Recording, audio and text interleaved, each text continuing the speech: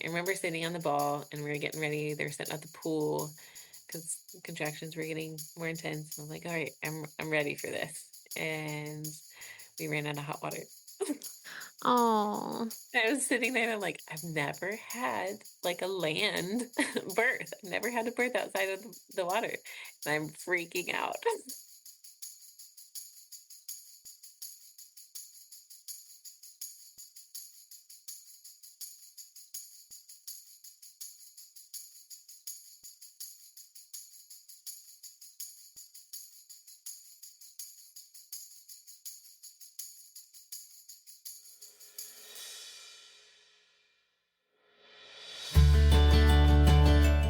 hi. I'm Kayla Heater, follower of Jesus, wife and mother of 5 children, Christian childbirth educator and doula, and your host of the Surrendered Birth Stories podcast, where we share God-centered birth stories, evidence-based birth education, and our pursuit of surrendering our birth plans to God. Let's get started. Happy Memorial Day, everybody. I don't know where you are, but here in Greensboro, North Carolina, I believe this is the coldest Memorial Day I have ever experienced here in North Carolina. I think the high is like 61 maybe, and it's supposed to rain all day. And then the next day, the high is like 58. It is wild. My kids, I kept telling them they've been asking to, go to the pool for weeks now.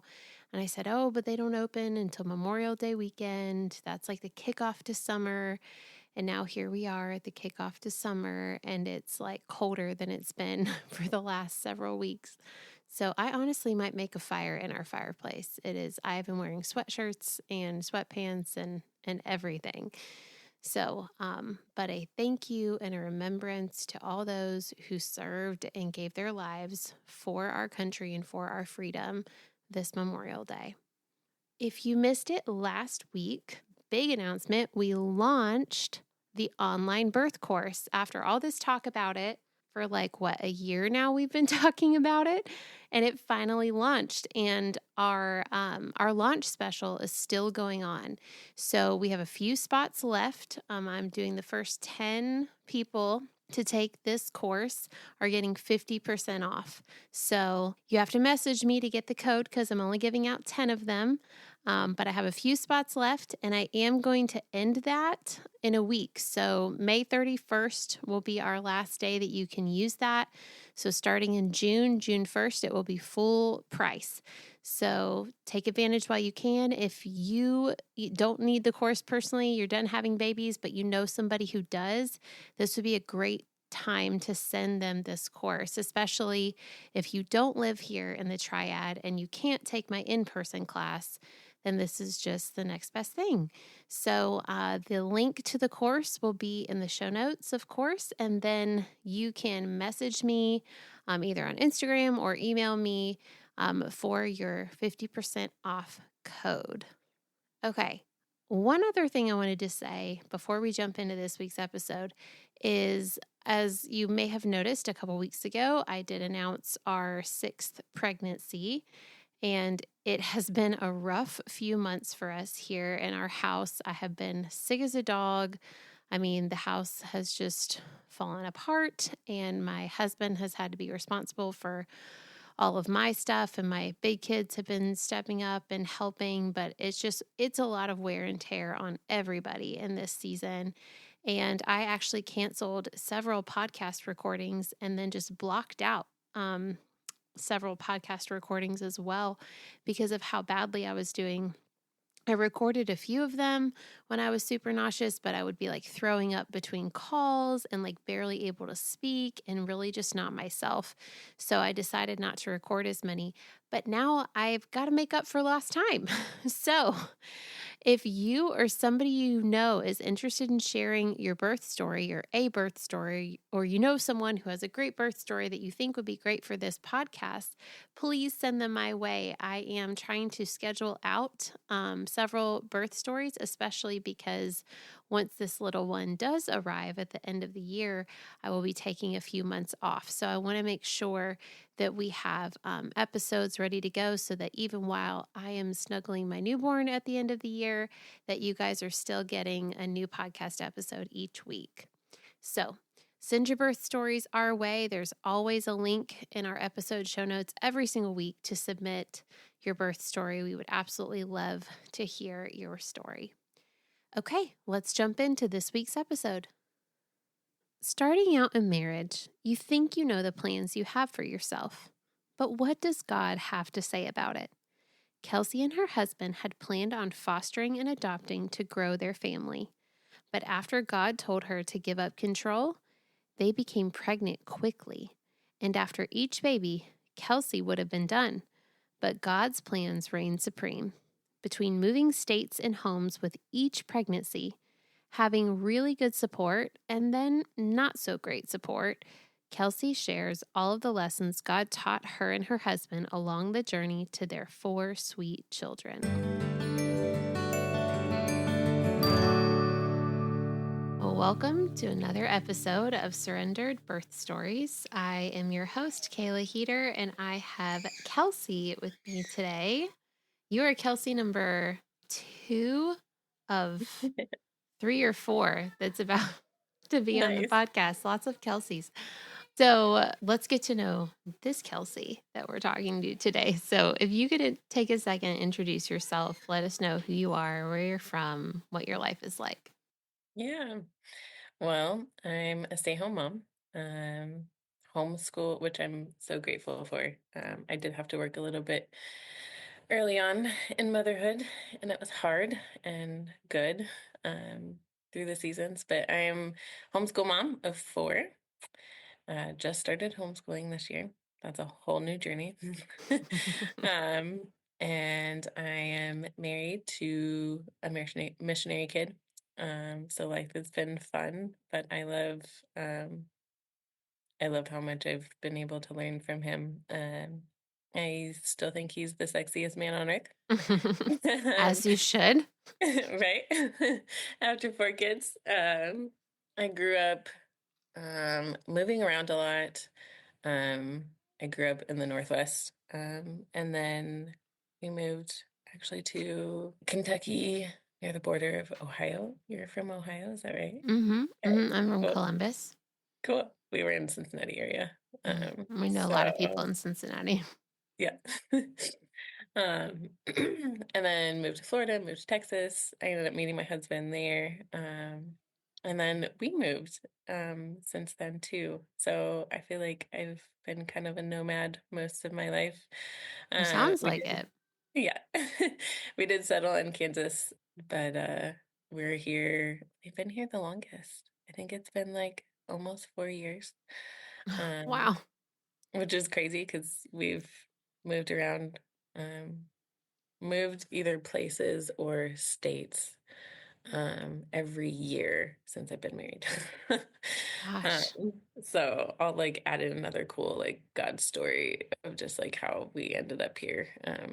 It's part of like one of my pregnancies, but yeah, it's been a long journey, but the Lord's Wow. been good and faithful. I love to dance, I love to bake, and love I doing love to projects. dance and I love to bake. Look at that. Really? Yeah. Yeah, been a dancer since I was like 2 or 3, whatever the age is you could start. And I ended up loving ballroom dancing, and so I love a fellow mother who is dancing. I know a lot of, young girls who still dance, but it's less common the older you get. mhm. I'll be 37 this year, and my best friend and I run a dance group in the summers called Let's Dance. Oh And my we gosh, just invite all females. It's a girls only group, but just any age and stage female, you say, come on out. And we do a dance, we do a dance group every week, but we teach like 45 seconds to a minute of choreography and then have them perform it each week. It's really fun. that's amazing. I have to figure out how I can get out there and come. It's a good time. Well, let's take it all the way back to your first pregnancy, which I don't even know how far all the way back is because it's like you said you have four. So your oldest could be four for all I know, or they could be 14. Who knows how long ago? Um, so take us back to your first pregnancy. When was it? How long had you been married? Was it planned? Was it not planned? Tell us the Yeah, story. great questions. So yeah, it was 2018. Pretty much all of my pregnancies were not planned while also planned. I'll kind of reveal that throughout, but we were in Texas. We'd been married for 4 years, I think. We actually planned to foster and adopt. We had announced it. We had like done a fun little like my friend was a photographer and so had her take pictures, and so we kind of did the announcement like you would a pregnancy, but did it for fostering and adopting because my heart was so big for that. It still is. Um, so we did that, and within, I can't remember if it was before or after we announced, but it was within that time that the Lord was like, I want you to give up control. And so I was on birth control at the time, and I was just like ignoring him for like 6 months. And then I was finally like, okay, I think this is what you're talking about. And I'm like, okay, fine, I'll stop. And so I got off birth control, and 6 months later, I was pregnant. I really was determined. I was like, oh, I can still like maybe foster while I'm pregnant. Just didn't want to give that up. But in the meantime, we were moving, and my husband was trying to figure out his some things in his career, and I was just like, okay, I need to give this up. So we announced to family that we were pregnant, and And everyone was excited. everyone was, of course, excited. So we didn't have a ton of support through announcing our fostering journey. So when we announced that we were pregnant, there was a lot more excitement. So that was kind of frustrating. I was excited to be pregnant, and we both were, but it was kind of like a letdown, I guess. Like we were gonna foster. I wanted you to be just as excited for that. Yeah, that's got to be hard. Yeah, but it still was just like a faith journey throughout. So, at the time, we were living in a 900 square foot house with another two other girls. And then one of them ended up moving out, and the gal that stayed, she ended up being someone I call my sister. So like we got to announce to her first, and it was kind of a fun thing. But So you're in Texas in this little house and you were pregnant. Did you know like what kind of care you wanted to seek? Did you like have any sort of education around birth or did you just like go straight to an OBGYN? Like what did you do for your care? So I actually, taking it back to school, when me and my husband met, I was going through nursing school, and I actually failed out like last semester, which was Oh, really rough. But it also like brought me and my husband closer together because he was just super gracious through the time, and the Lord obviously did not have that for my life, and I look back now and know why, which I'm grateful that I get to know why. But all of that to say, I had the mindset of kind of medical, being in the hospital, getting an epidural, but over time, I ended up getting my yoga certification, and then I got my prenatal yoga certification, and it changed my perspective because you get all the natural people involved in yoga. mm-hmm. So I learned so much more. So it kind of made me want to have an out of hospital birth. I planned to have it at a birth center. We were in Dallas at the time. And then as I was processing, I was like, I'm still gonna have to be in labor on my way to the birth center. And we were like 20 minutes away. I can't remember exactly, but that could still be an hour if there's traffic in Dallas. And Mm-hmm. I was freaking out. I was like, I don't want to be in labor for an hour sitting in a car. And I was like, It's hard. yeah. It's hard. Been there, done that. It's challenging. I'm sure. So that was obviously not appealing. And I was like, okay, I guess I want a home birth. So I had kind of done the interview and first steps with the birth center and then ended up switching to home and found another um, midwifery practice. And so grateful that I switched to home.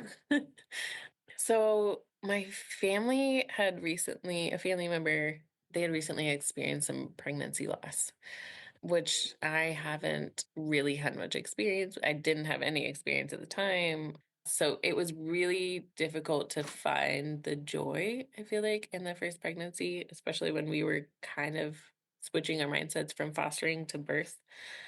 So I feel like mentally and spiritually, it was kind of a rough pregnancy. We had an issue with the name that we picked out, and we didn't think it was a big deal. And then we're just like, okay, Lord, we are going to give this over to you. And so we kind of held it with open hands and just asked the Lord specifically if he would give us a name for our baby. There was still so much like spiritual warfare that we fought in that pregnancy, and just even with different people we encountered. So we prayed that, and I'll jump ahead a little bit, but the Lord ended up giving me a dream. And so the other thing was we didn't find out what the gender was. Like that was our plan. We weren't going to find out until birth. I Mm-hmm. love surprises, and so that was like a fun thing. So anyways, I had this dream, and Jesus was standing in front of me and he was holding my baby, and the baby had a little bow on it, and I was like, "Oh, I guess it's a girl maybe." And then he ended up spelling out this name like kind of like on the side, kind of like a spelling on the wall, but it was like just on the side. And I was like, "Oh, I've never heard that before." So I looked it up, and it was the Hebrew like name for Elijah. So Eliah, Eliyah.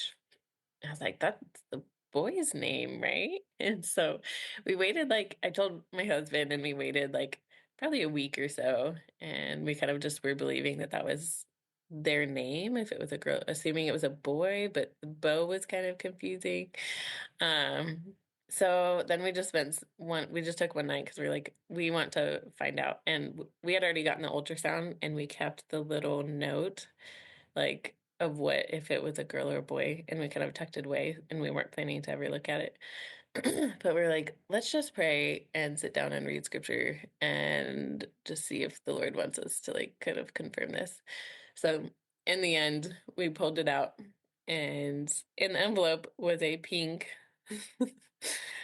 folded up note, and you open up the pink folded note, and it says boy in it. Oh, how misleading. Yeah. So it was kind of funny, just but also confirming like, okay, I did hear the Lord's voice, and just he did name our baby. He honored that, and it was just such a sweet time through all of the like spiritual warfare that we were dealing with beforehand, and then just like I will carry you through this. So that was really cool. From then on, I was like, okay, however many other babies you give us, I want you to give us like I want a story for each kid, because this is his story. I would love for all my other kids to have a story, whether they come through like my belly or they come through some other mom's belly. So I'll get to that later, because he did honor that, which is so cool. Um, So then you landed on the name Elijah. Elia. Mm-hmm. That's so pretty Yeah, and cool. it was awesome. So pregnancy though, I mean, I had nausea in the beginning. I had some pains. I wouldn't say it was, I mean, definitely comparative. It wasn't really bad. I did do some yoga.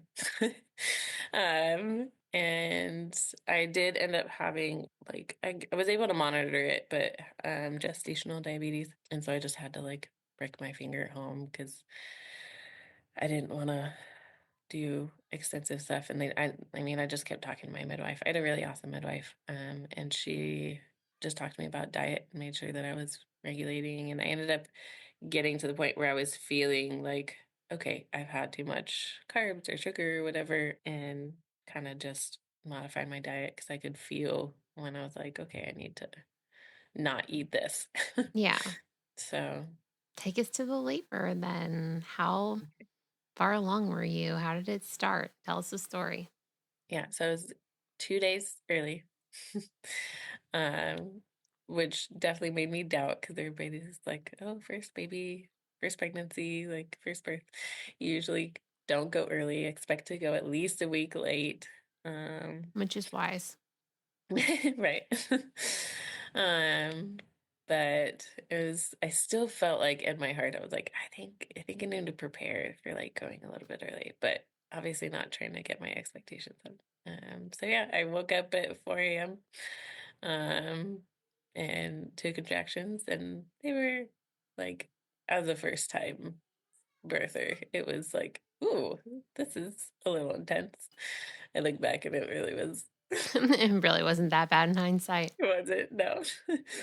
Um, but yeah, I woke up at 4 a.m. And then I did have a doula, which was amazing. She was one of my best friends, and she had already been like a certified doula, and it was just perfect because she just fit right in. I didn't have to get to know her. It was so great. I'm so grateful for that. I would say the doula was definitely just as much, if not more, for my husband than it Mm-hmm. was for me. Mm-hmm. But she showed up probably around like 8 or 9 o'clock, which I'm so grateful for because she was there for a while. But then the midwife showed up probably just a few hours later because I was having like pretty consistent contractions. I wouldn't say it was getting close, but I was just feeling stuff and I didn't know. And I just wanted somebody to kind of validate that it was actually happening. Right. So it was good. And she had a student with her, which I had gotten to know as well. And that was really good.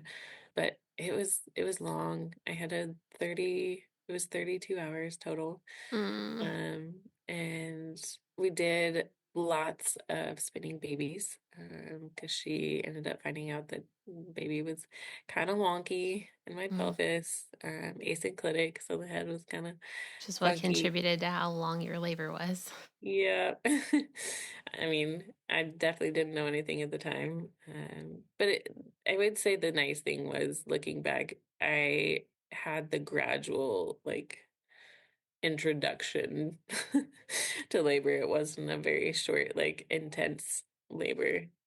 So yeah, we did lots of spinning babies. I remember my doula and my husband, I had asked for some prayers just to like read throughout the pregnancy as well as like had scripture hung up, and I had decorated for Christmas early because it was November at the time, and just trying to build the atmosphere. But that was definitely something I loved, was being able to read people's prayers throughout the pregnancy and just kind of reset my mind to kind of endure a little bit longer. Yeah. Um, she offered to break my water. Probably it was sometime that evening, and I was like, no, I don't really want to. Like, I want to keep trying. And then sometime after that, I was like, I just don't know. I don't know if I can do this. And my doula was super supportive, and she's like, it's okay if you have to go to the hospital and get an epidural. I know you're tired, and this is hard. And my midwife actually was like, no, I know you can do this. I know you want this. And I love her for that because I was able to finish. I know that's not everybody's case, but I'm so grateful that she was like, no, everything's fine. Like, I'm monitoring everything and you're okay. And I know you can do this.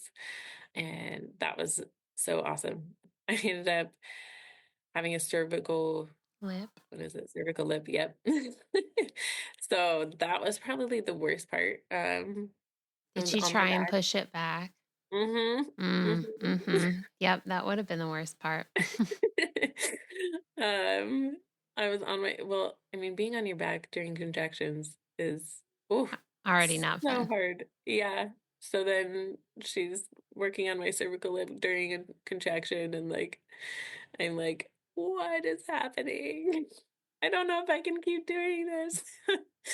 Did you scream? I screamed like I, loudly when that yeah. happened to me.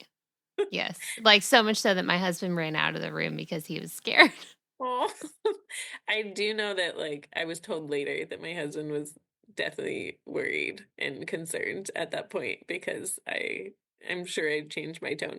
I don't know if I screamed, but Yeah. Well, Like he it's looked like at they're me like, trying to help you. They're trying to help yes, push the labor forward so that you can be done because you're ready to be done. right. But at the same time, like in order to help you, it is excruciating. Yeah. That was not cool. And but I mean, it worked and it helped, got him into place, and she ended up breaking my water because we definitely needed to start getting things moving and did the cervical lib. And then probably within like an hour or so, it was feeling more intense and I got on the throne Mhm. um and the backwards position. Mhm. And sure enough, that's where transition happened. And I'm like, what is this? I'm shaking, I'm cold. And they're like, this is a good thing. I'm like, okay. Mhm. Um, and then pretty soon after, I was able to get in the pool, and that was such a game changer. Um, I mean, sure, I still felt some things, but man, it was just like, okay, I feel like I can do this again. Because I was so worried the whole time that I wasn't going to be able to push the baby out.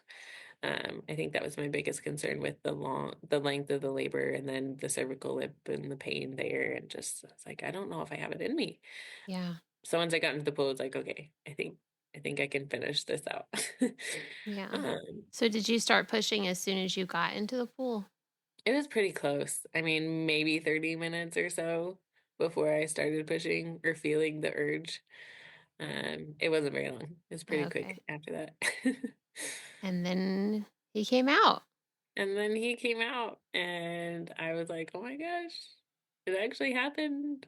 I actually have a child. I think I looked at my husband and was like, we have a kid. We have a kid. Um, and it was a sweet time, and then definitely remember like getting out of the pool and just being able to walk into bed and reminding myself of like, I'm so glad I get to just climb in my bed and I'm not at a birth center, and I'm so grateful, Lord, that you allowed me to do this. And yeah, that was a really sweet time. So I did have a little bit of tearing, and so that was not cool getting sewn up a little bit, but it really wasn't that bad. But yeah. So this would have been if your labor started at 4 a.m. and it was 30 some hours. So this was like middle of the day, the next day. Hmm. Oof. Way to go, mama. Yeah. So how did your postpartum go? So it was kind of hard. My midwife really wanted me to stay in bed for pretty much 2 weeks. Mm-hmm. She's right And about that. I didn't really like that, but I look back and I'm grateful she did. But it was so hard because it was a small little apartment, um, and there wasn't much to look at. My husband had 1 week off of work, which was great. Could have used more, but Mm-hmm. and I had my mom near, but I don't know how much help I really got. So it was hard. It was dark a lot in the apartment. It didn't have a lot of light coming in. And so I don't know if I really got into the postpartum depression, but I'd say it was definitely like mental struggle for sure. After I got out those 2 weeks, because the 2 weeks felt like forever. Um, I think I started kind of coming out of the mental cloud, just being able to get outside. Oh yeah. Because we were on a third story apartment, so it was like, Up and down the stairs. That's yeah. yeah, I couldn't go down the stairs. Right. So it was like I couldn't even just go outside. We had a little balcony, but it still was pretty dark and it faced trees. I mean, it wasn't bad scenery, but it didn't feel like it was really being outside in the sun. And Yeah. um, so it was hard. I got mastitis, Mm. so that was sucky. That's um, no fun. but I have to say, I did pray during my pregnancy for breastfeeding to like go well. I mean, as much as I did have mastitis, we didn't have any tongue ties or anything. I didn't have to go to a lactation consultant. Like he latched right away. I mean, it's hard, don't get me wrong, like, the first time you do it, it's painful and you cry and you go through all the emotions of breastfeeding, but it wasn't we didn't have any latch issues, I didn't have any, like, bleeding or anything. I mean, I'm grateful that the Lord did answer that, and we had a pretty, like, I mean, I think I stopped around 9 months, and so I had a really good breastfeeding journey. And I'm grateful for that, that the Lord honored that. I definitely had some pelvic pain throughout, though, and I highly suggest everybody, if you have pelvic pain, to go see a pelvic floor therapist. Mm-hmm. Because I actually didn't get it taken care of until my second pregnancy, um, Ouch. which was a few years later. So don't do that. Yeah, don't It's wait that long. yeah, it's worth it to go get the help, because I'd struggle, like, carrying. I did a lot of baby wearing, and even just that, like, putting pressure on my pelvic floor, it was so frustrating and painful. The other sweet thing was that I did go through pregnancy with another friend, and it was her first baby, and she, gave birth, like, a month later, and that was, like, huge. So we just, like, sit together with our babies and talk about all the hard things that we're going through, and that probably really helped me to get through everything, so, yeah. Yeah. Having that community and feeling like you're not alone with what you're going Mhm, through can make what you're going through just feel that much easier because it's relatable. mhm. So, second pregnancy, I was kind of in the mindset of not having another kid and doing the whole foster adopt thing again. We had moved in between this season. We had actually pursued an adoption, and it was a failed adoption, and that was really Oh, rough. And then after that, we moved again. is So all this of this all kind within Texas? no, we went to Salt Lake, Utah, Salt Wow. Lake City. And we pursued the adoption there and failed adoption there. And then we moved to Kansas. Is all the moving because of your husband's job? Yeah, pretty Okay. much. We kind of got to choose a little bit, but he's a pilot. It's kind of a long story, but he's also part-time National Guard in the military. Mm, So one of those has kind of trigger to move. yeah. So Gotcha. hopefully we'll be settled here for a little while. So then we moved to Kansas, after, and then I ended up having, I think it was a chemical pregnancy. It was never like, I don't know if you can confirm that or anything, but mentally I didn't grieve it a ton, because we weren't really, like, trying hard, and so it was like the Lord had already spoken, like, "I have one more for you." So I kind of had it in the back of my head, but I didn't really believe it yet, Hmm.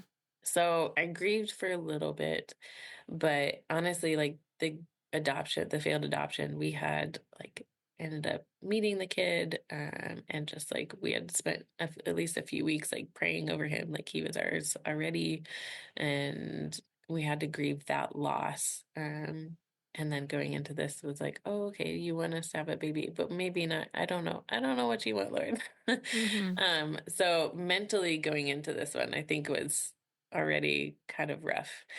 But we ended up taking a trip to Disney, and somebody watched my little boy, my parents, I think, and we just needed to get away, and they had a military discount, so we were like, yes, please, let's go." And we actually took pictures, and I bought T-shirts because I wanted to do a pregnancy announcement at Disney. I've always wanted to do it. And we did it out of expectation. So I actually wasn't pregnant at the time. Um, and it was kind of funny how we would get people like, "Oh, congratulations." And I'm like, "Yeah, thank Just you." go along with it. Yeah. um, but I think within 3 months after that, I believe, we did end up getting pregnant. And so we got to announce with our With um, your Disney picture. Disney picture, yes. But also we got to tell people we believed that the Lord spoke to us that we would have another kid. And it didn't happen like right away, but it was just cool that he honored that. So went in pregnancy, we were in Kansas, we were in a small little apartment again. And my husband ended up having military leave for 3 months. And for those 3 months, I was not able to talk to him except for once a week for 30 minutes. Oh, And it was so hard. And we were still in COVID era. So this is 2021. And so people are still kind of like, being weird some, about everything. yeah, Yeah. some things are like somewhat normal, some things aren't. And we were trying to get plugged into a church community, and it was hard. So all of those things with him being gone and then new place and small apartment, and it was a struggle. So I guess another spiritual battle going through that one. And then at one point, while my husband was gone, my midwife couldn't find the heartbeat. And Oh, so man. my doula actually, from my first birth in Texas, she moved as well to, I think she was in South Carolina, South Carolina. And she flew out, which was amazing. Because I was kind of by myself. Yeah. And then she flew out, and praise God. I mean, there was a heartbeat and we just had to get another ultrasound, but it was like 24 to 48 hours before we could get the ultrasound, which felt like forever, of course, waiting to. Yeah. But yeah, so she flew in, and that was really amazing. And she stayed for like a week with me, and that kind of helped me get through all of the emotions of that. Um, How many weeks were you when that happened? mm, Great question. He was gone in June, I think. And so I got pregnant around February-ish. So, Oh, so you should have been able to hear the heartbeat on a Doppler by that point. yeah, Did they determine, like, was your placenta just really in the way, or did they figure out why they couldn't find the heartbeat? That's, I don't know. Yeah. man. Other than maybe something did happen, the Lord just was like, I've got her. Hmm. So I had a lot of people in the church praying, and they kind of like walked me through that too. And so I think I'm just gonna believe that the Lord healed her. Uh, Yeah. so I'll go back to just her name, which I guess I revealed that she's a girl, but Hmm. we didn't find out until she was born. So we prayed for a name because, like I said, I wanted a story for each kid. And so we prayed for a name, and Kerith was brought up, Kerith. Um, and Kerith is the like ravine that Elijah, when he was out in the wilderness, that the Lord brought him to as a place of peace and kind of refuge. And so, as the season that we were going through, we needed that reminder of peace, and the Lord is our refuge. And as well, her middle name is Joy. And so the Lord kept speaking joy over our life throughout the pregnancy. But we weren't sure if that was really her name because we didn't know if it was a girl. We're like, it'd be weird if it was Kareth Joy for a boy, but we'll see what the Lord does. So we ended up moving. We moved back to Salt Lake. Oh, wow. And I was like 8 months pregnant, and it was not cool. Yeah, that's not a Um, fun time to move. yeah, I ended up going back to work full time. Also hard, but I had a job that ended up giving me 16 weeks of maternity leave, so it was amazing. And we were still in the COVID era, so I was working from home. So it really wasn't a terrible transition, because I still got to, I mean, I kept my son at home and was able to do a bunch of stuff online. So, but ended up having to change care providers, so that's kind of what made things different too. So yeah, that was a long journey of pregnancy. And then birth started again at like 4 a.m. Now, I assume you were doing another home birth since that's what you did the first time. Yes, correct. Yep. Okay. I'm grateful. I'll preface that I had all home births, and I was grateful that I could do that for all of them. But yeah, change care providers. This time was different too. I mean, as every birth, but she was not a believer. Um, Oh, that's hard. and yeah, that definitely affected it. Um, so, but yeah, started around 4 a.m. as well, and labored, and then my mom actually was able to fly out, and kind of be there.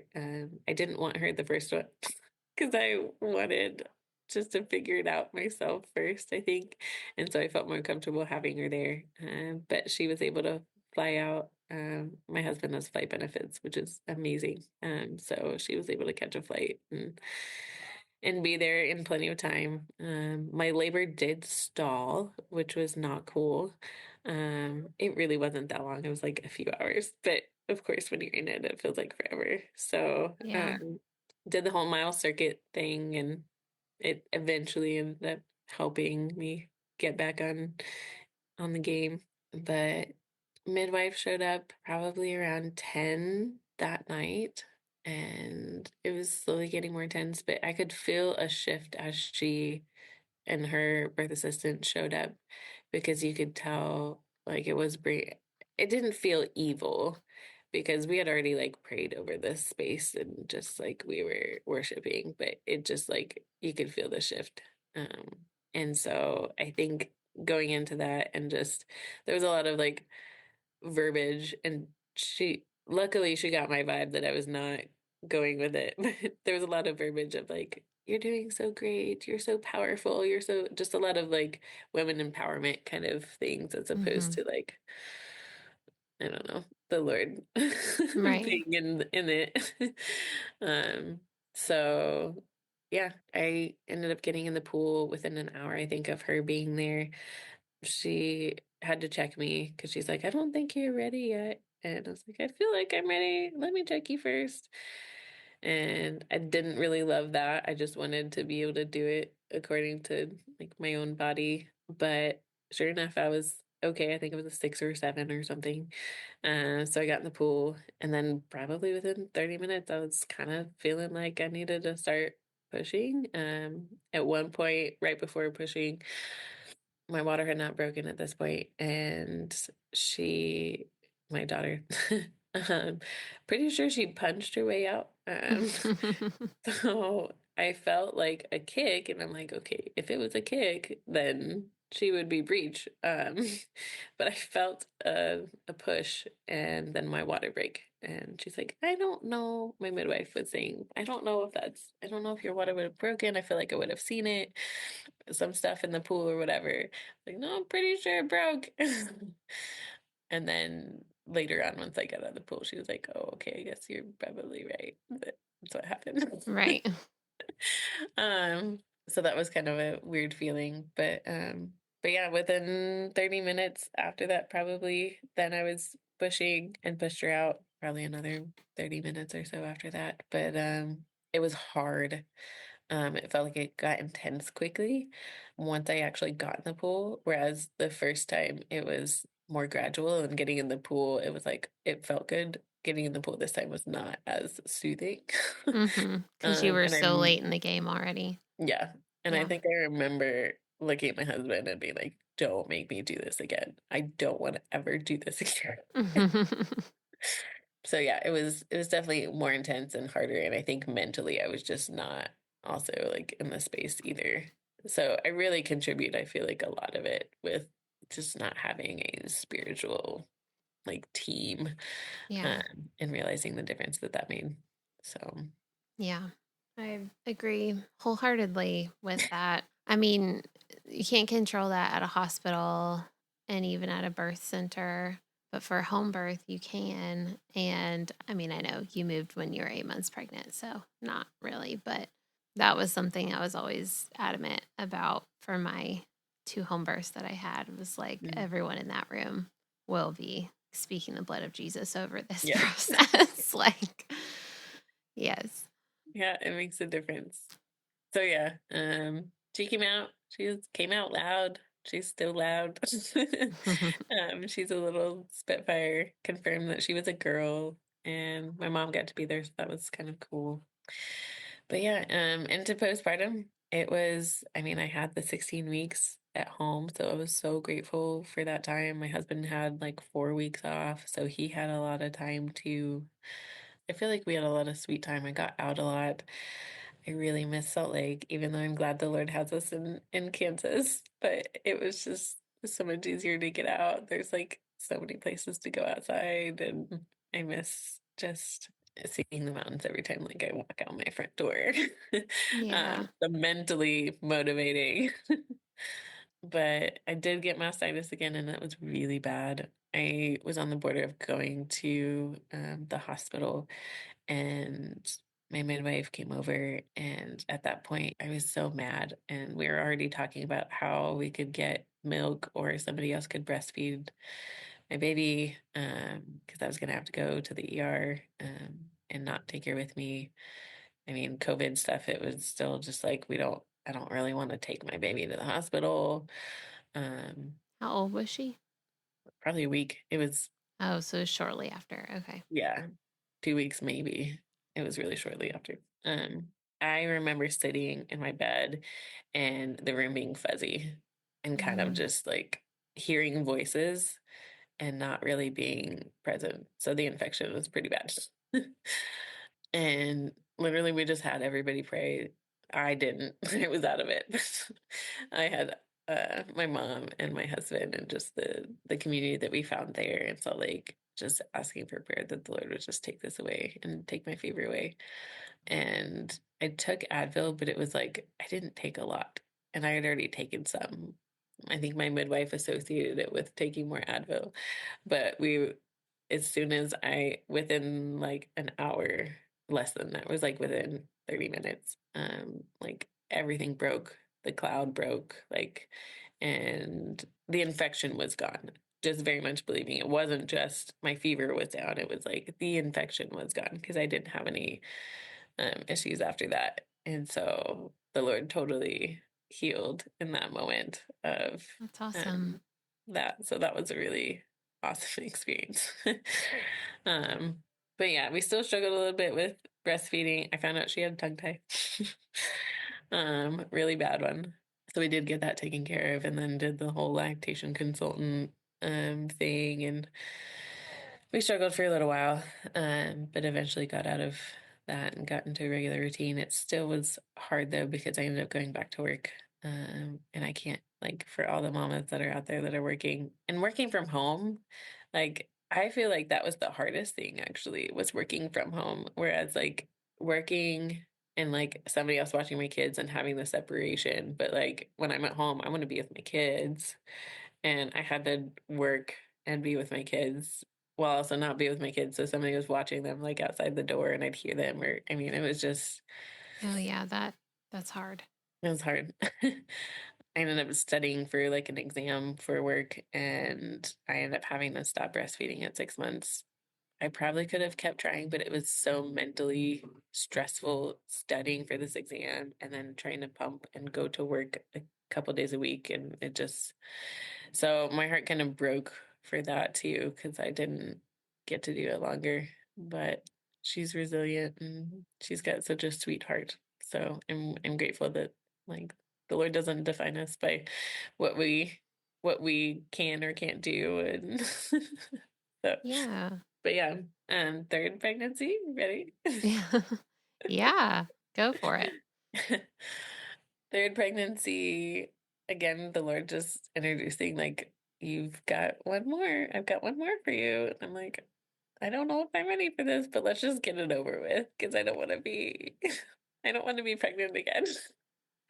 Um, I was living with my family at the time, and so that didn't make Where? it lovely. We were in Kansas Okay. this time, so we moved. And we moved while I was pregnant.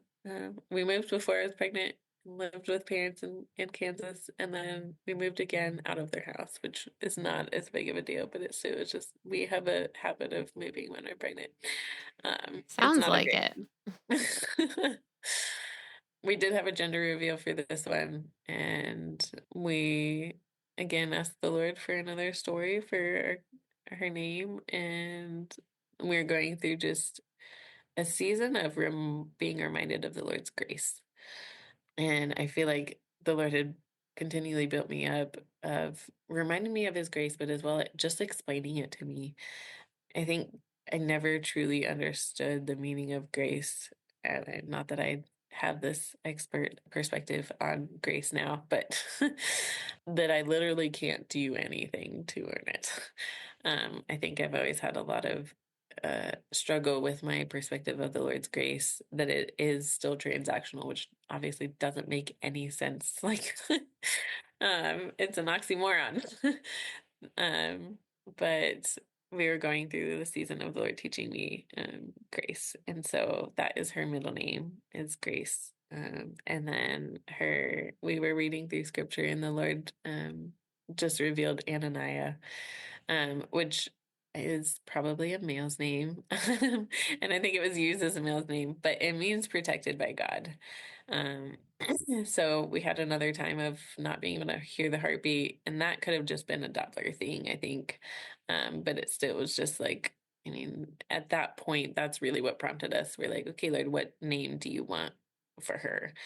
And so that's when he was like Ananiah, remembering grace and then remembering his faithfulness. So Ananiah was like an Ebenezer, just to remember the Lord's faithfulness and that they were protected by God. Mm. So that's how we got her name. Um, but the rest of the pregnancy, we got sick so much. I mean, it was the season after COVID where we were starting to Oh, mingle where again. everyone was out and finally your immune systems had to start working again. Yes, yes, it was terrible. So we had the norovirus, so everybody was vomiting. I ended up going into like an IV shop, and that was like helped me so much. So I didn't have to go in the ER.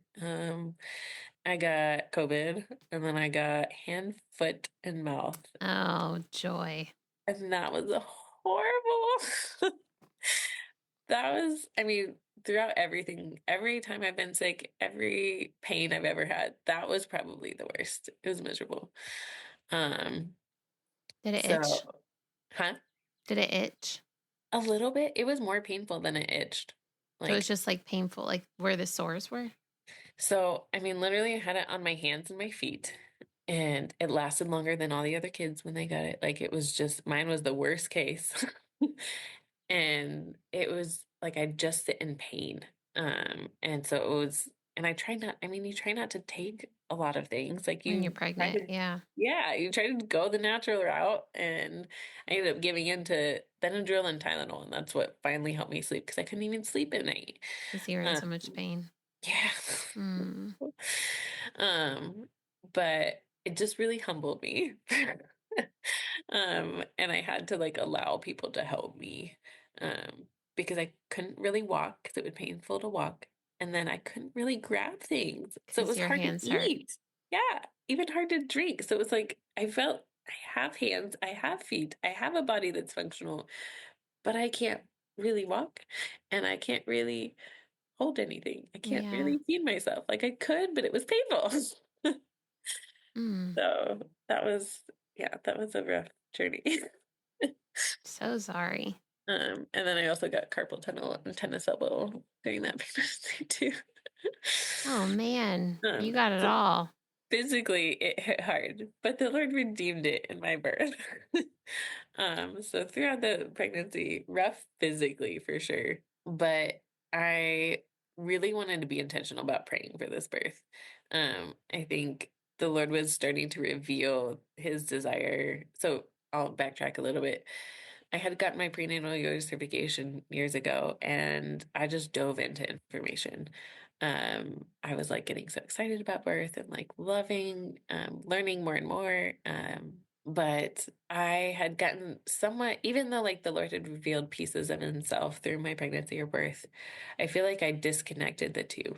And so this one, I really wanted to see what the Lord had for me in this birth, and preparing for that. And he grew my desire and my, um, I guess, love for birth, and pregnant mamas, and so much more, even though the physical struggle through pregnancy was so hard.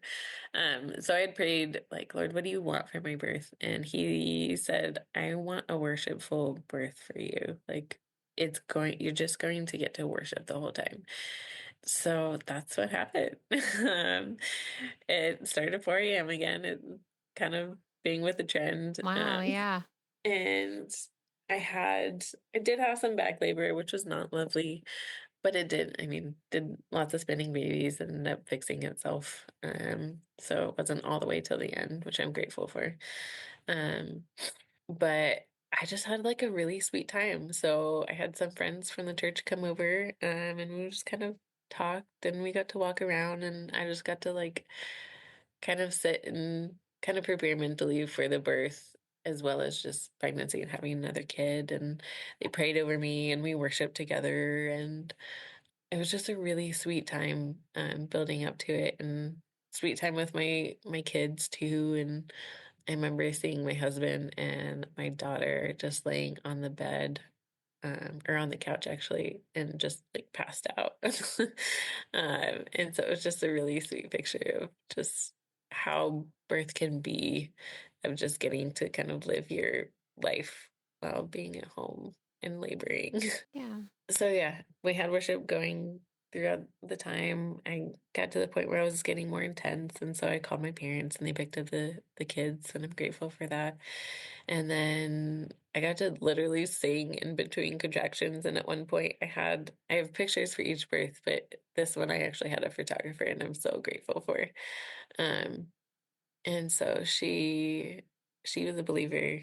My midwife was a believer, her assistant. And so like again, just having that spiritual support. And I remember I was close to pushing, but it was like this whole other world of because I could hear all their voices. We were all singing together and worshiping together. And it was just like heavenly. Mm-hmm. So, and then eventually I pushed her out. My husband actually got to catch her this time, which was fun. And Oh, were it you was in the just water kind of, again? I was in the water. Yep. I have all water births too. Wow. Grateful for that as well. But yeah, it was a really sweet birth. And it was shorter. Sounds like it was shorter. So it started at Yeah, 4 a.m. What time was she born? 6 o'clock. Oh, nice. So yeah, 6 p.m. not six, yeah, Yeah. 6 p.m. Yeah. Yeah. Yeah. Yeah, I don't have short bursts. I do know that, but yeah, so I was really grateful for that. And then my mother-in-law was actually there. She said, so they live in China right now, but she wanted to be there and she wanted to help with postpartum, and I was like, yeah. And so she got to be there for the birth. She wasn't there the whole time because she was freaked out, but Ah, but she was there in the end. And it was cool for her to I'm grateful that I have a relationship with her that she can be there. yeah. But she stayed for another 4 weeks after that. So my husband Wow. had 4 weeks off and then she was there for 4 weeks and it was the best postpartum. Oh my All of goodness. the support. Yeah. Yes, I'm like, man, this is a game changer. I could maybe do this again if I have Right. something If you have like proper this. support in postpartum, yes. Yeah. So yeah, she took care of the kids and like helped around the house, and then my husband could like help me, and then I could focus on baby and just healing. I had also meal prepped. I meal prepped for the second one, but meal prepped so much better for this one. Yeah. Um, and so it was like I didn't have to decide anything. It was already made, and I did a lot of the first 40 days. Mm-hmm. But Meals. Yeah. yep. And yeah, it was good, and my body healed really well, and I didn't have mastitis. First time without That having is mastitis. makes a world of a difference. Yes. And that was also the first postpartum that I really was intentional about having time with the Lord. Um, and like making it every day. I feel like motherhood can hit you, and then it's like even if you had a good routine of spending time in the Word, motherhood's gonna shake it up. Mm-hmm. And I allowed it to shake it up too much. It was present, but it really wasn't like I was talking to God or like I'd occasionally open my Bible, but it wasn't every day in the morning. And obviously it doesn't have to be exactly that way, but it just was like I needed it to be that way. Yeah, And like you can tell a difference. you can, yeah. Um, and so this time I was intentional about trying to do that. And I got to, and it was really good. And so since then, actually, I'm so grateful for what the Lord taught me and that I so believe that like pregnancy and birth and postpartum, like that's when you need to be with the Lord the most because it's so hard. Like it all has seasons. Being motherhood's hard. And that's the most important time. I think we sometimes give excuses for like, oh, it's just a season, it's okay. Um, and through that, I was like, no, it's not okay. Like it's okay that it's gonna look different, and it's okay that it's hard, and we can talk about it and encourage each other. Um, but I was so challenged in that time that it was like, actually, no, this is so much more important that you have to get in the word, even if it's like 5 minutes, as they say, or whatever you can do. A lot of times I'm reading out loud to my kids because I'm trying to talk over their screaming or whatever, but it's still getting the word out. Um, Yeah. so that was, I feel like that was a lot of change in my motherhood with that birth and postpartum. So, Yeah. Well, yeah. that's wonderful. And I know exactly what you mean and exactly what you're saying. And I've done it both ways where, I'm so tired and exhausted and overwhelmed with newborn life that I'm not going anywhere near the word, and then learning from that how much harder it actually was Mhm. to not have Jesus close in that season. So Mhm. with my second, I vividly remember um, that time. Yeah. Okay. Well, take it away. Fourth story. All right. So again, the Lord was like, I've got one more for you. And I laughed. Because at this point, I'm like, okay, fine, just whatever. I don't know why you're doing this to me, but I'm also grateful because he knows that I didn't want to get pregnant. And even from the beginning, so he was gracious enough not to tell me that I was going to have 4 kids. So just realizing that he was gracious and even not telling me that I was going to have all 4 kids because I would have said had a real No big way, fight with Jose. that. Yeah. So yeah, he said one more, and I don't even know at what point, how long before it was at least several months before it really happened. But I told my husband about it, and he's always ready for more kids. I'm the one that's not ready for more kids. The one who has to carry them and push them out and nurse them. Yes. Right, right. Understandably so. So I told him, I think I might be pregnant. And at the time, we were actually preparing to go on an overseas trip. My sister, that I call her my sister, my adopted sister, from actually the first pregnancy. So she was the first one that found out when we lived in that small house. She was getting married, and it was in Nigeria, and I wanted to be there. Cool. So she's Nigerian by birth, but she grew up all over the place. But anyways, so we were gonna make it over there. So we had to figure out how our kids were gonna be watched because I didn't want to take kids overseas. Mm. I knew it was possible, but it was not appealing. So we had to go through London to get there, and we were like, hey, we should stay in London and enjoy maybe a couple of days there. Hmm. So we went to London, and at the time, we stayed one night in London, then we found a cottage that was like out in the countryside, and it was just like Oh, kind that's of a awesome. dream. Like it was amazing. So my husband grew up in Eastern Europe, so going to like London and overseas was not as like a big deal. To him, Um, right? he was still excited, but it was like my first time. I've been overseas for a mission trip, but it was like a third world country as opposed to going to London. London. Yeah. The beautiful countryside. Um, so yeah, and so we ended up taking one day because we were kind of in preparation of finding out, but we were like, let's find out in London because it'd be cool to say that we found out in London. Mm. Um, so we had an idea that I was pregnant, but we definitely confirmed it there. But we took a whole day and pretty much just spent in silence and asking the Lord what He wanted for our lives. Because at the time we were still not sure we were going to be in Kansas, and we were seeking the Lord for kind of next steps and as well, like, okay, if I'm really pregnant, Lord, what do you want? And there were some other things we were asking the Lord for. So we took a whole day of just sitting in this beautiful cottage and like opening the windows and you hear the birds chirping and we had tea and um, I'm obsessed with clotted cream now. So if you've ever had it, you should make it because they don't sell it here. I was like, I've Um, never heard of clotted cream. What's that? it's amazing. It's essentially like hardened cream. So you can take cream from the store or you can take if you're a raw milker, um you just put it in you can put it in an Instant Pot or I mean there's plenty of recipes on Pinterest, but you let it cook for at a low temperature for a long time and it eventually clots.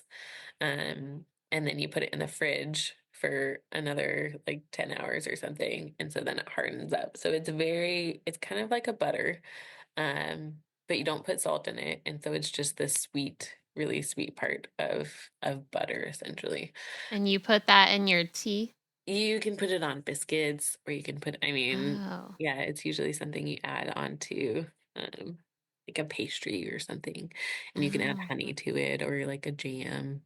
So Huh. if you go to afternoon tea in London, you can have the option of adding clotted cream. So, To your biscuits. Nice. yes. So yeah, side note, but we really Hey, enjoyed it I though. love I love the culture over there. I Yeah. studied abroad over there in college, so Yeah.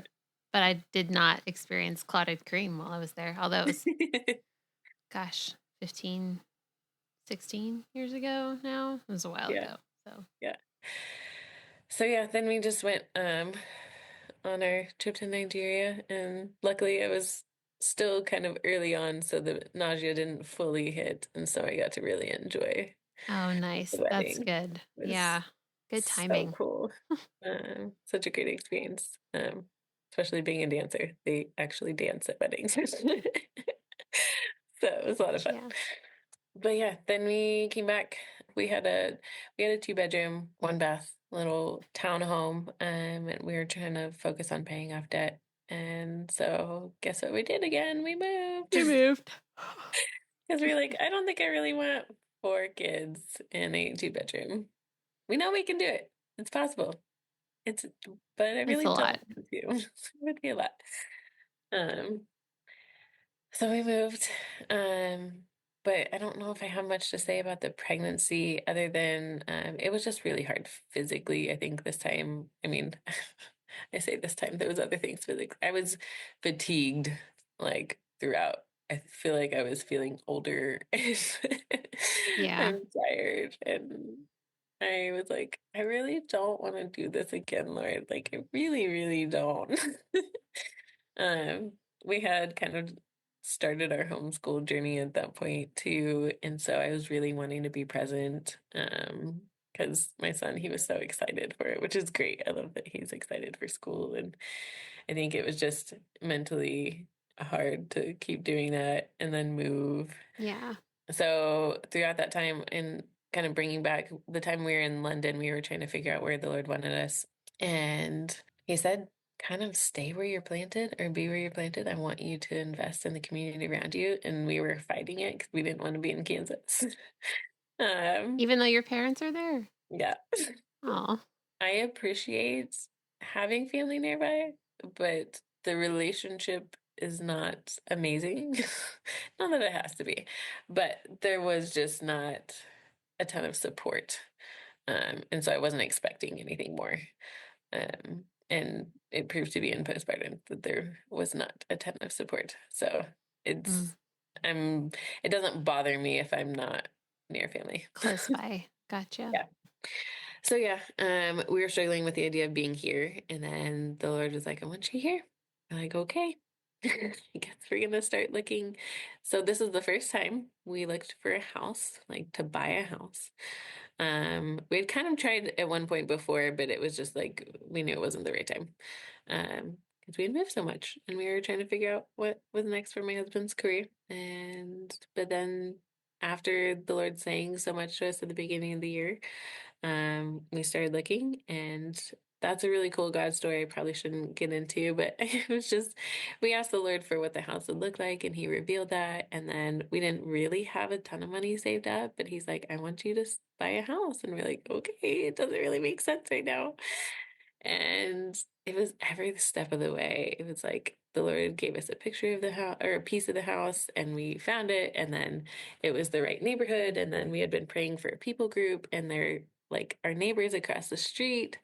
And then walking into the house, there was peace. And then we needed money, and Lord provided money. And then the closing costs were like a quarter of what we expected, and just like over and over and over. And our realtor was actually my brother, which was awesome. Oh, cool. Um, but he got to see the journey too. I was like, we prayed for this, like, and him just seeing like the Lord reveal each piece that was prayed for. So that was really sweet. And so I got to birth like in my home, like kind of Yeah. a weird feeling. So it was a different setting. Not that it matters that much, but it just kind of had that different feel of like the Lord had spoken Psalm 91 over the house, and then it would be a place of refuge. And so it just like it really prepared us for like bringing another child into the world. And the Lord also spoke for us to open our home, and so we actually have started a house church out of our home. So just lots of cool things that the Lord is like. The fourth just felt like she just flowed right into our picture of what the Lord was continually revealing this past year, and her just being a part of the family, being a part of a new community, and being a part of building this family, like whether it's like our blood family or just our Christ blood family within our home. So it was a really sweet preparation, even though we moved again.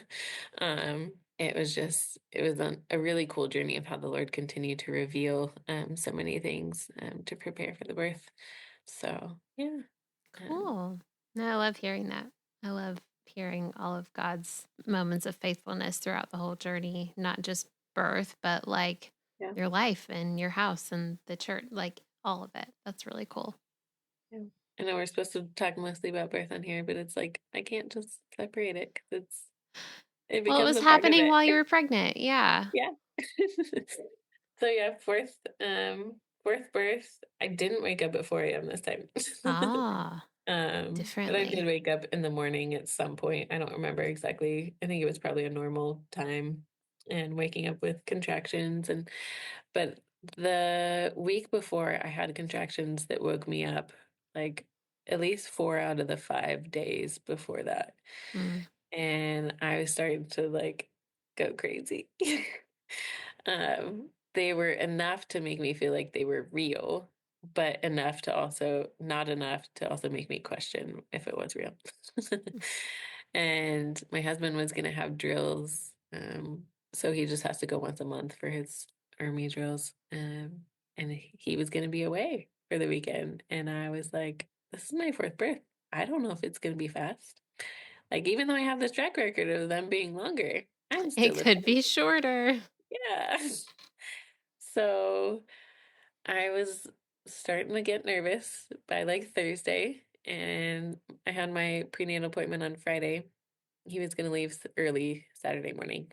And so on Friday, I had her like check me, and I was like, "Can you just do membrane and sweep? Like I don't want to go into this like and know that he's like a couple hours away. It kind of freaks me out." Um and so she did, and she said I felt like, I mean, she was able to do it. I actually tried with a third pregnancy. I forgot to say that, but it was not an option. My cervix was not in the right place. So this time it was, and so that was kind of a relief that she could actually do that. And so she did that, and then I went to my chiropractor and got adjusted, and then she did some acupuncture. Um, so I was like, we need to get this baby going. I've already had a week of like not really sleeping well. Yeah. And then also mentally just like, okay, is it gonna start? Is it gonna start? And then worrying about my husband being gone and not being able to make it back. Um, or at least just I figured he was gonna make it back by the birth, but I didn't want him to just barely make it. Right. You want him to labor with you. Right. So we pushed it along. It definitely changed the birth because my birth was very different, probably because of that. But it was slow, and it was my husband did get to stay because I started. I had my mucus plug. I actually lost it that evening, Friday evening, and then I had a couple contractions, but not really much. And then the next morning, that's when they started. Gotcha. Um, So he never went.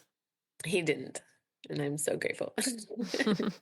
So then, yeah, I mean, we did still have a really sweet time with the kids in the morning, got to walk around. It was a beautiful day and just walked around the neighborhood. It was just cool because we kind of got to prayer walk together, and my parents ended up picking up the kids. So we took some time just by ourselves and praying over the neighborhood and praying over this baby and the birth and everything. And we came back to the house and just kind of it was the thing was though I had contractions that were like all over the place, and that wasn't normal for me. Usually it was pretty steady but gradual.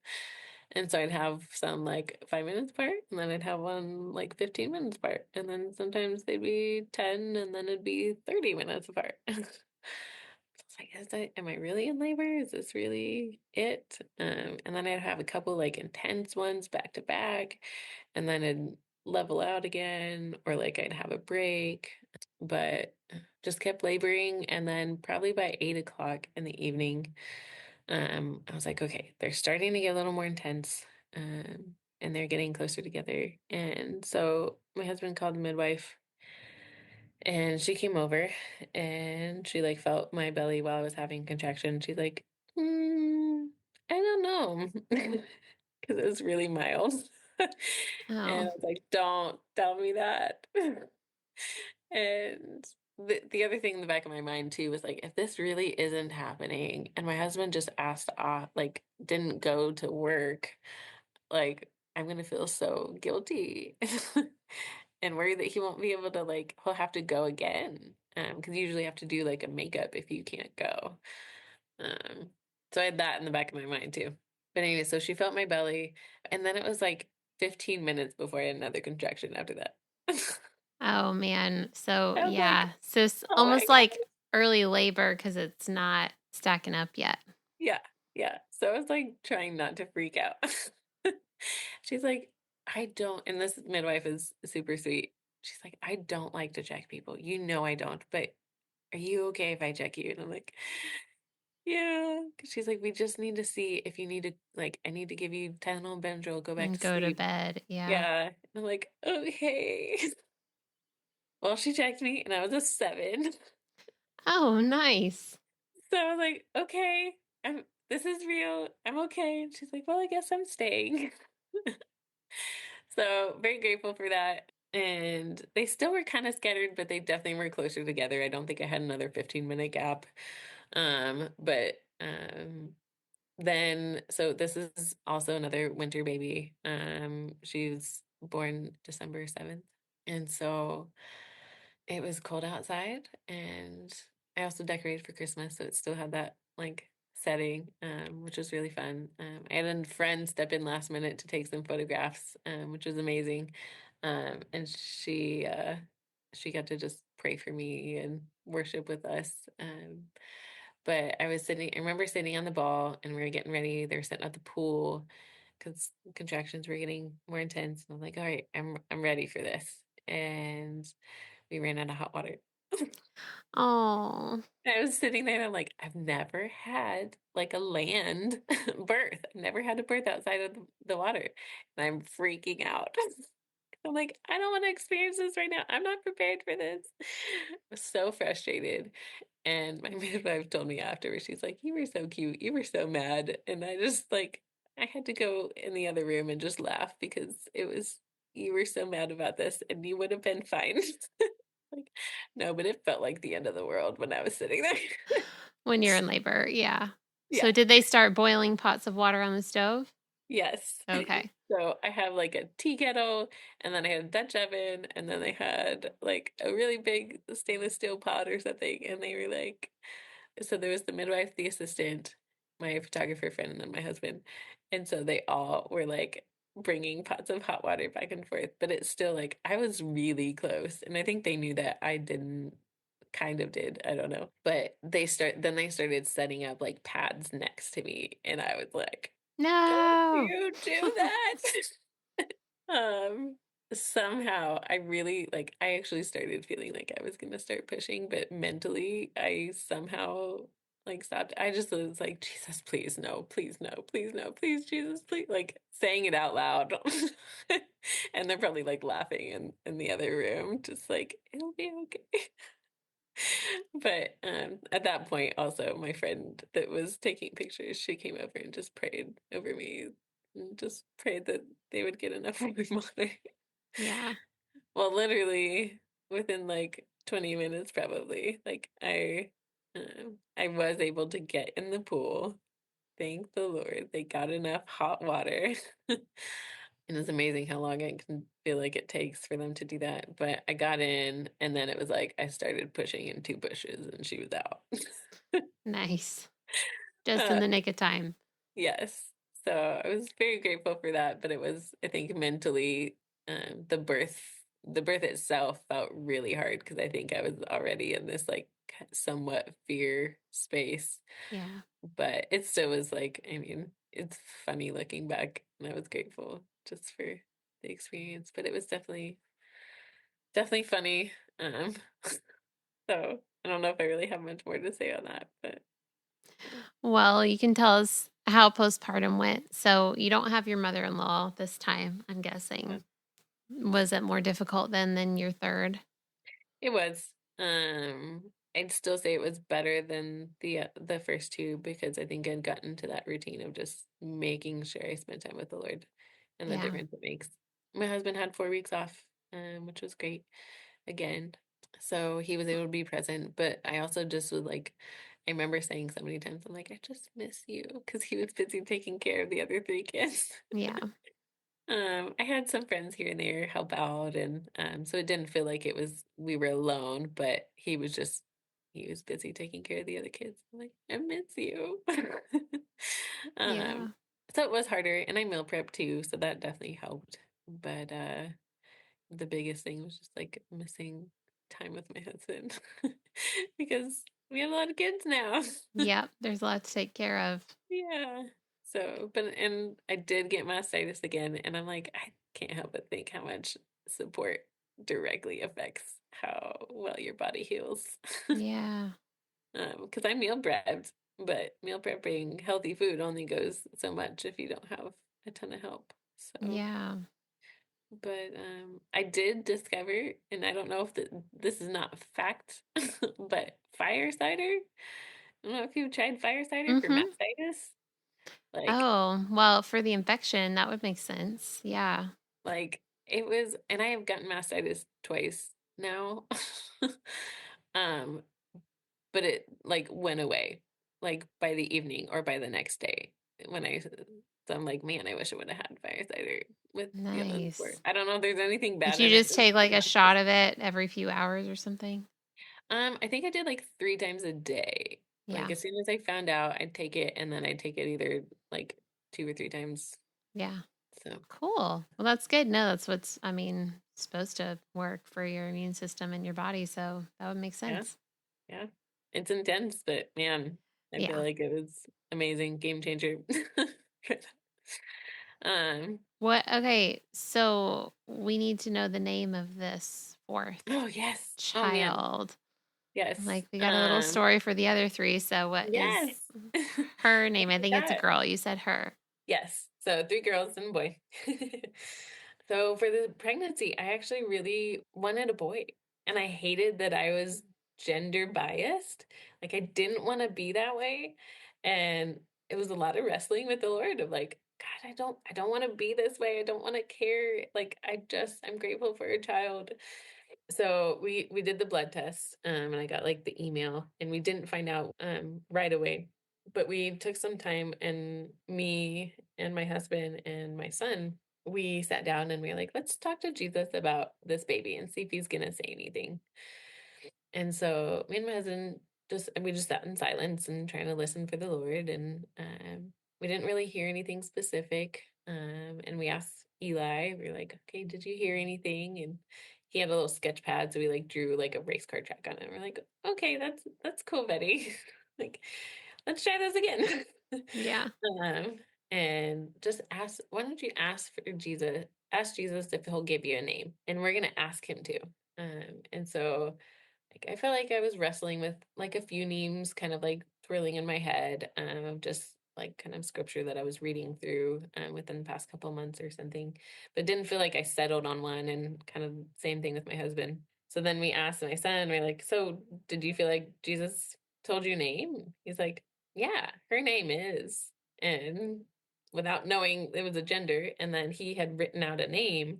It was not exactly the same spelling, but and he did not pronounce it right. He pronounced it as one of his friends, but what he wrote out, we put in the Google search and it autocorrected to a Hebrew name. And all my other kids have Hebrew names. So we're like, this is really cool. And it's technically pronounced Kaila, but we call her Kyla, Keilah. And it just means like citadel. And so, yeah, I mean, just the fact that he got to be a part of it, and so then we opened the email and confirmed that it was a girl. But it just was such a really sweet moment, and we get to tell him and remind him that like, hey, you remember when Jesus told you what the name of the baby was? Oh, that's really So sweet. yeah, it was really cool. So yeah, each kid kind of got their own like unique story, and it was really fun this last time for Elia to be a part of it. So I love that. I love when the yeah, older kids are old enough to be, aware of what's going on and involved, and it makes it that much more special. yeah, Well, as we wrap up, though, is there anything else that you would like to share? Any advice that you have for other parents out there? yeah. So I wrote down probably way too much here on my notes. I think a doula is such like if you can do it, like do the whole doula thing. Even if it means just a friend to support you that can be there during the birth and um make sure you like ask for help and be willing to take help. I know that's really hard. It's really hard for anybody because it's meant to be a time of being supported, and um, such a humbling experience. And you can just learn so much through it. So allowing people in and allowing people to help through the time. I do feel like, and I have said it already, but just like keep reading your Bible. If you're not in the routine, do it now. It doesn't matter what season you're in, because the Lord can be present. It's just gonna look different, and be okay with it looking different after you give birth and after you're done with postpartum, and every other season it's gonna change. It's gonna look different, even if it means like yelling very loudly or just talking very loudly what scripture you're reading over the noises in the background. It's so worth it. And the other thing is just asking the Lord what he wants for your birth. I think that really changed it too. Just like and spending time and asking him. He wants us to spend time with him, and we can bring him into the pregnancy, and we can bring him into the birth. Like I love talking birth and could talk about birth for hours because it's so fun, and I love learning more things. But more than that, it's like if you don't invite the Lord into your birth, it's not the same. And so just the significance of asking the Lord and asking Him to just be present and reveal something new because I've learned something new about Him every time. So, No, those are all great things. I love that. Thank you for sharing those. And thank you for sharing all of your stories. They're beautiful. Thank you so much for listening to today's episode. You can reach me at Surrendered Birth Services on Instagram or email me at contact@surrenderedbirthservices.com. Be sure not to miss an episode by hitting the follow button. Also, we'd love for you to leave a written review of the show so that more people's births and lives can be changed by the love of Jesus and the empowerment of accurate birth education. If you really enjoyed this episode in particular, please take a screenshot of it and post it to your Instagram story, tagging Surrendered Birth Services. If you would like to be a guest on the Surrendered Birth Stories podcast, please click the link in the episode show notes to fill out your interest form. Also, if you're interested in taking my childbirth classes, birth consultations, or having me as your birth doula, please click on the link in the show notes to take you to my website for online and in-person options. Just as a reminder, this show is not giving medical advice, so please continue to see your personal care provider as needs arise. We hope you have a great week, and remember, learn all that you can, make the best plans, and then leave it in God's hands.